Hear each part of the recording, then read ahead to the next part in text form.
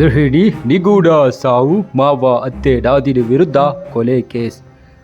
ವಿವಾಹಿತೆಯೊಬ್ಬರು ಅನುಮಾನಾಸ್ಪದವಾಗಿ ಸಾವನ್ನಪ್ಪಿರುವ ಘಟನೆ ಸುಳ್ಯ ಪೊಲೀಸ್ ಠಾಣಾ ವ್ಯಾಪ್ತಿಯಲ್ಲಿ ನಡೆದಿದೆ. ಫಾತಿಮಾ ನಿಶಾನ ಎಂಬವರು ಮೃತಪಟ್ಟ ಗೃಹಿಣಿ.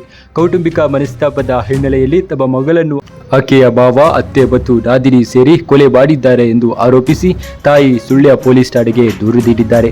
ಪೊಲೀಸರು ಆರೋಪಿಗಳ ವಿರುದ್ಧ ಭಾರತೀಯ ನ್ಯಾಯ ಸಂಹಿತೆ BNS ಅಡಿಯಲ್ಲಿ ಹತ್ಯೆ ಪ್ರಕರಣ ದಾಖಲಿಸಿಕೊಂಡು ತನಿಖೆ ತೀವ್ರಗೊಳಿಸಿದ್ದಾರೆ.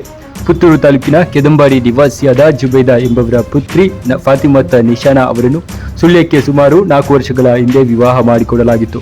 ಮದುವೆಯಾದ ಬಳಿಕ ಪತಿಯ ಮನೆಯಲ್ಲಿ ವಾಸವಿದ್ದ ನಿಶಾನ ಅವರಿಗೆ ಕೌಟುಂಬಿಕ ಕಾರಣಗಳಿಗಾಗಿ ಸದಾ ಕಿರುಕುಳ ನೀಡಲಾಗುತ್ತಿತ್ತು ಎಂದು ಆರೋಪಿಸಲಾಗಿದೆ. ಪ್ರಾಣ ಬೆದರಿಕೆ, ಫೋನ್ನಲ್ಲಿ ಅಲಲು ತೋಡಿಕೊಂಡಿದ್ದ ಮಗಳು. ಜುಲೈ 18ರ ಶನಿವಾರ ರಾತ್ರಿ ಫಾತಿಮಾ ನಿಶಾನ ಅವರು ಪುತ್ತೂರಿನಲ್ಲಿದ್ದ ತಮ್ಮ ತಾಯಿಗೆ ಫೋನ್ ಮಾಡಿ ತಮ್ಮ ಕಷ್ಟ ಹೇಳಿಕೊಂಡಿದ್ದರು.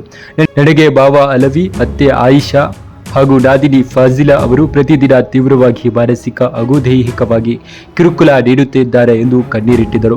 ಮಗಳು ತಾಯಿಯೊಂದಿಗೆ ಮಾತನಾಡುತ್ತಿದ್ದಾಗಲೇ ಸಂಚು ರೂಪಿಸಿದ ಬಾವ ಅಲವಿ ಆಕೆಯ ಕೈಯಿಂದ ಮೊಬೈಲ್ ಫೋನ್ ಅನ್ನು ಬಲವಂತವಾಗಿ ಕಸಿದುಕೊಂಡಿದ್ದಾನೆ.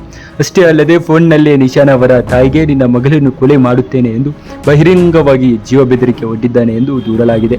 ಫಾತಿಮಾ ಆಕ್ರಂದನ ಹಾಗೂ ಮಾವನ ಬೆದರಿಕೆ ಕರೆ ಕೇಳಿ ಆತಂಕಗೊಂಡು ನಾನು ತಕ್ಷಣವೇ ಮಗಳ ಮನೆಗೆ ಧಾವಿಸಿದೆ. ಆದರೆ ಸ್ಥಳಕ್ಕೆ ತಲುಪುವಷ್ಟರಲ್ಲೇ ಫಾತಿಮಾ ನಿಶಾನ ನಿಗೂಢವಾಗಿ ಸಾವನ್ನಪ್ಪಿದ್ದಳು. ಕೌಟುಂಬಿಕ ಕಲಹದ ತಾರತಮ್ಯದಿಂದಾಗಿ ನನ್ನ ಮಗಳನ್ನು ಅತ್ತೆ, ಮಾವ ಹಾಗೂ ನಾದಿನಿ ಸೇರಿಕೊಂಡು ಹತ್ಯೆ ಮಾಡಿದ್ದಾರೆ ಎಂದು ತಾಯಿ ಜುಬೇದಾ ಪೊಲೀಸರ ಮುಂದೆ ಕಣ್ಣೀರು ಹಾಕಿದ್ದಾರೆ. ಮೃತರ ತಾಯಿ ನೀಡಿದ ಅಧಿಕೃತ ದೂರಿನ ಮೇರೆಗೆ ಸುಳ್ಯ ಪೊಲೀಸ್ ಠಾಣೆಯ ಅಧಿಕಾರಿಗಳು ತಕ್ಷಣವೇ ಕಾರ್ಯಪ್ರವೃತ್ತರಾಗಿದ್ದಾರೆ.